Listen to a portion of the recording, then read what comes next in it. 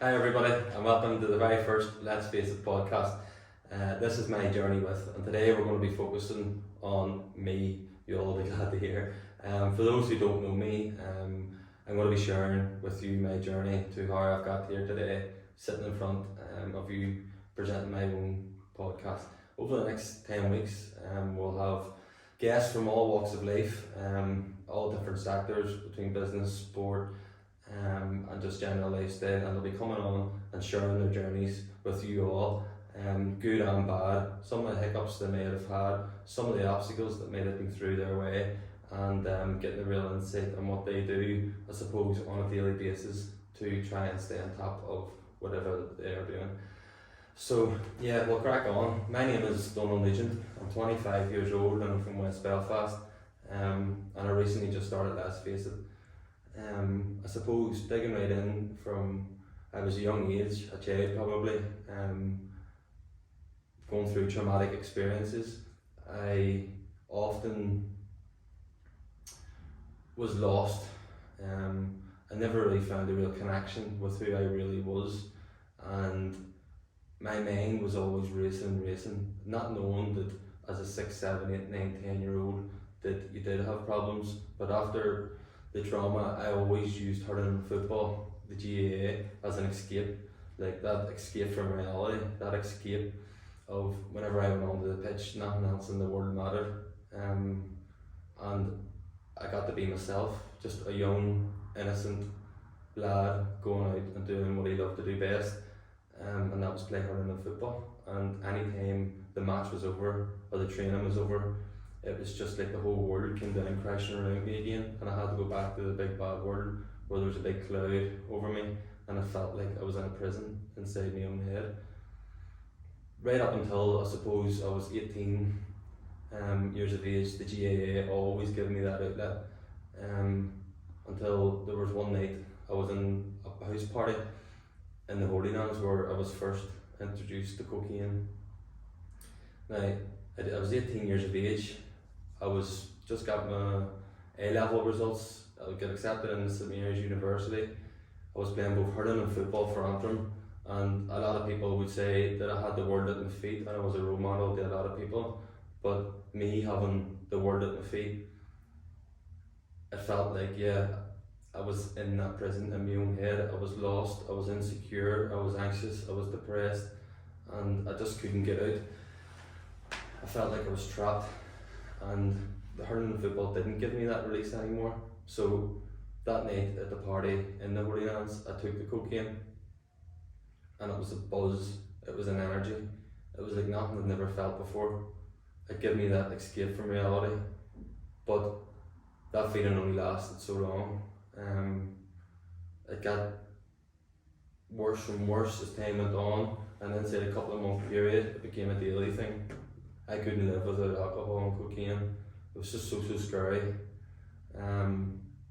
But anytime I took it, I was escaping from the world, and I felt like my problems were going to go away. But then on the other end, the come downs of how I really felt whenever I was coming back into the real world on a Monday or a Tuesday, I just couldn't deal with it anymore. Within a 2-year, 3-year period, I became a cocaine addict and an alcoholic, running away from things, both physically and mentally, jumping on planes, running to America twice, living in England. I even transferred clubs, GAA clubs here in Belfast, always thinking that the grass was going to be always greener on the other side. But anywhere I went, my problems always came with me.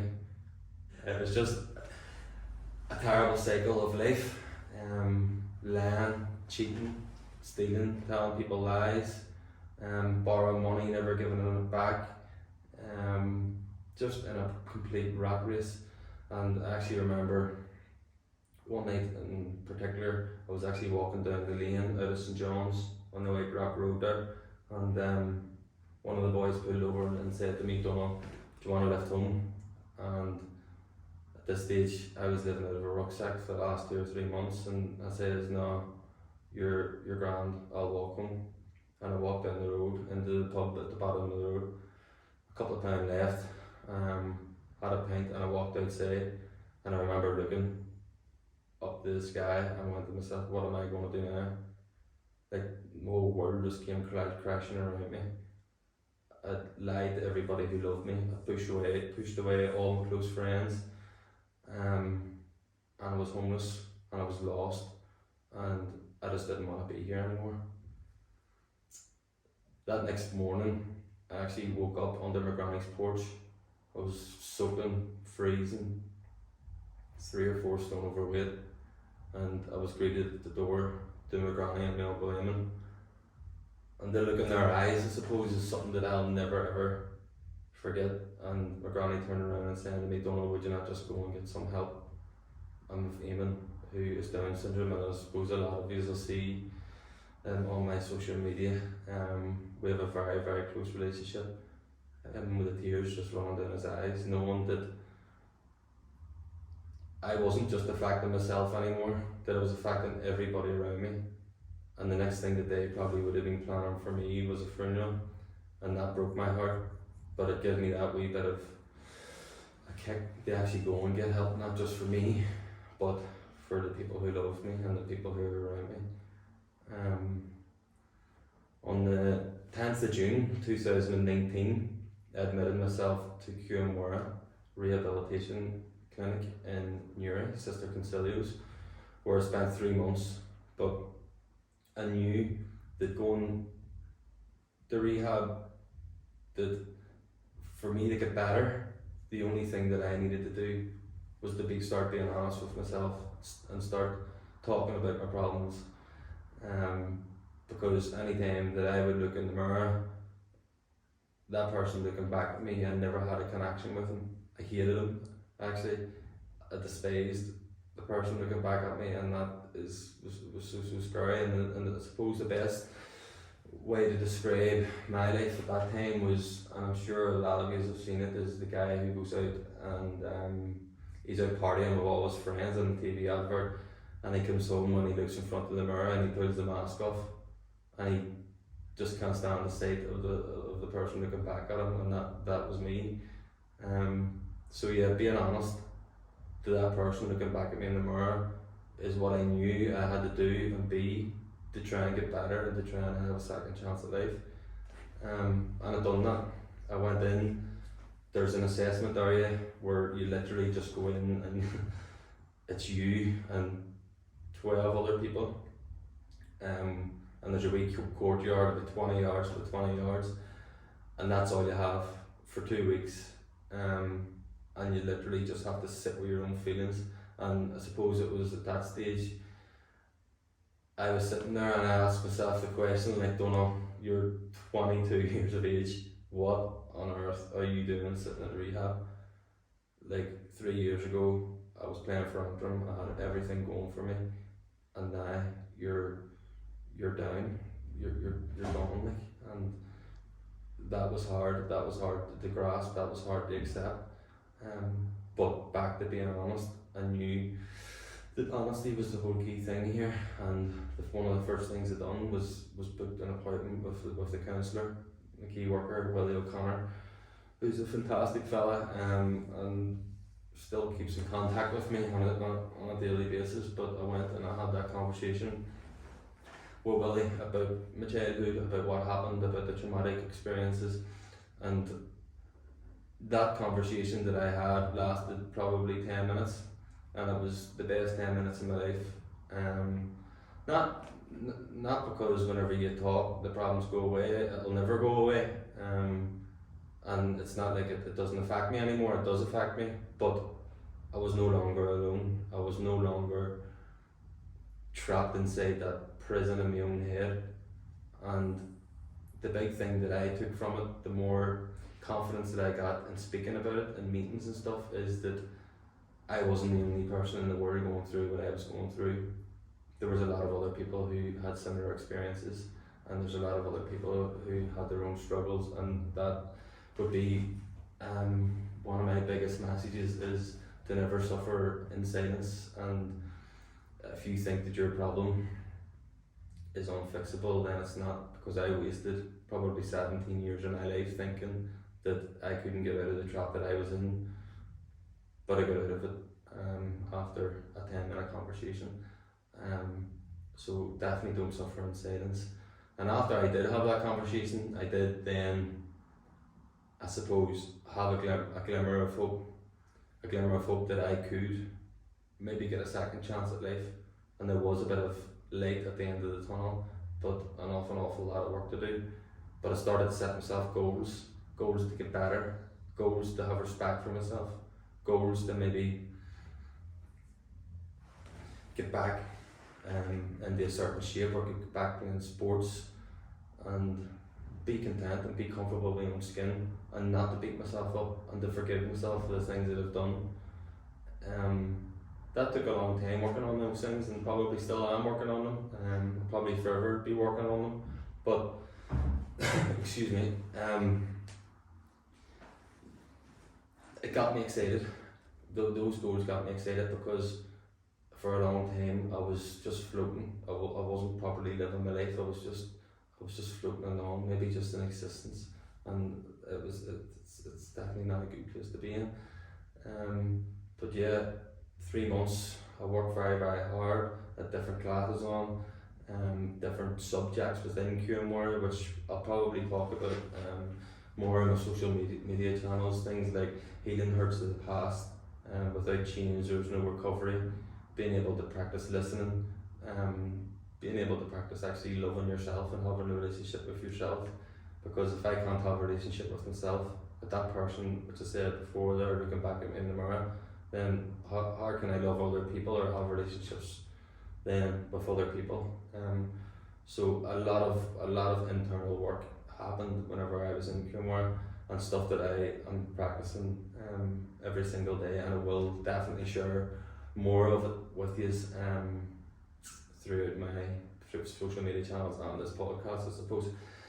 So on the 30th of August then, I got out of QM 2019, and adapting back into the real world was something that I probably did struggle with, and something that I was maybe embarrassed with. Maybe people thinking, Jesus, like that fella was in rehab, or you know, he's a druggie or whatever. And I actually remember a guy coming to me and saying, don't know, were you ever embarrassed coming to the pub at 2 or 3 in the morning, off your head, coke or drugs or whatever, or blocked, or were you ever embarrassed going and asking someone for a lot of money to go and buy a drink or drugs? And I was like, no. And he says, well, why should you be embarrassed for going and getting help and making something in your life again? So that probably did stick with me, and something that sticks with me every day, that I'm actually proud of what happened. I'm proud of the cards that I was dealt, and I've accepted the things that happened to me, but I genuinely believe that these things have happened to me for a reason. That reason is to give back and to help other people who have been in a similar situation, maybe not just with traumatic experiences, but who are just maybe struggling on a daily basis with anxiety or self-worth, or trying to validate themselves constantly. And it's something that is probably still my biggest weakness even today, is validation from other people in sport and work.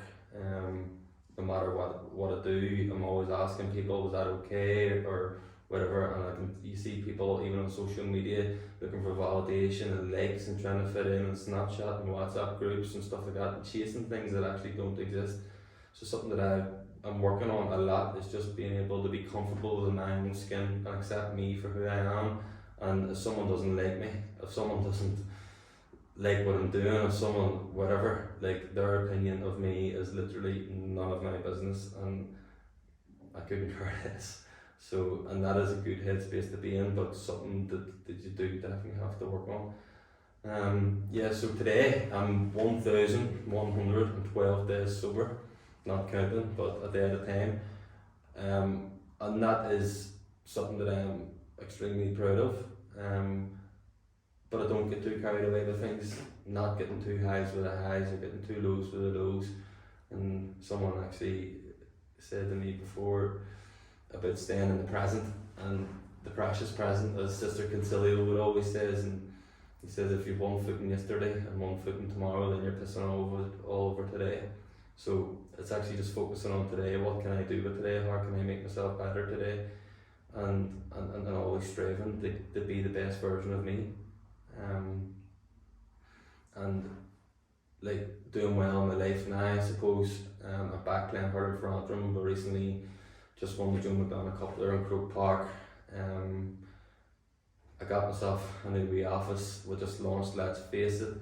And let's face it, we're going into schools, doing workshops on resilience, me telling my story and hopefully trying to give back to our community, because I genuinely don't think there's enough people in higher powers or higher places doing enough to help people who are suffering in silence or afraid to talk, or maybe have drug or alcohol issues, especially at a young age, going from that teenage into your early 20s.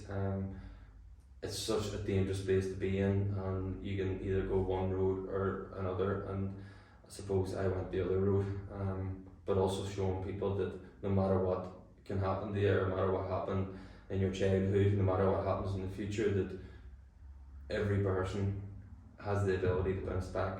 Every person, no matter how much hardship they go through, can always bounce back by talking about their problems, and being excited about who they're going to become. And a big thing for me is not to go and chase loads of money or like fancy clothes and nice cars. Like they're like things like that are a bonus to me. Like success for me is to be able to wake up in the morning and to go in and look in the mirror and say, do you know what, you're doing alright. And if I can get home that night, put my head in the pillow and say, you done well today, you helped someone, and you didn't take a drink or you didn't take coke, then that's success for me. Everything else, good and bad, I suppose, especially the good, is just a bonus. And I am, I suppose, today very, very happy and content and comfortable in my own skin, and it feels really good. And I'm really excited about who's coming on. The later podcasts and stuff, we'll have our first guest on. We'll be recording at the end of the week, so we'll hopefully have it up for the middle or the end of next week. And we're going to hear very, very interesting stories, both male and female. So it's everything's really exciting. And I would just like to ask you to look out for our sponsors of the podcast. Without having sponsors and without having people who support you in a good network, none of this would be possible. Not just the podcast, but I suppose me being able to sit here and share my experiences, because without good people around me, I probably wouldn't be here today. I probably wouldn't be alive. So yeah, have a look out for our sponsors and local businesses who are willing to help out and do their bit for our community in promoting mental health and well-being. And I will see you all soon.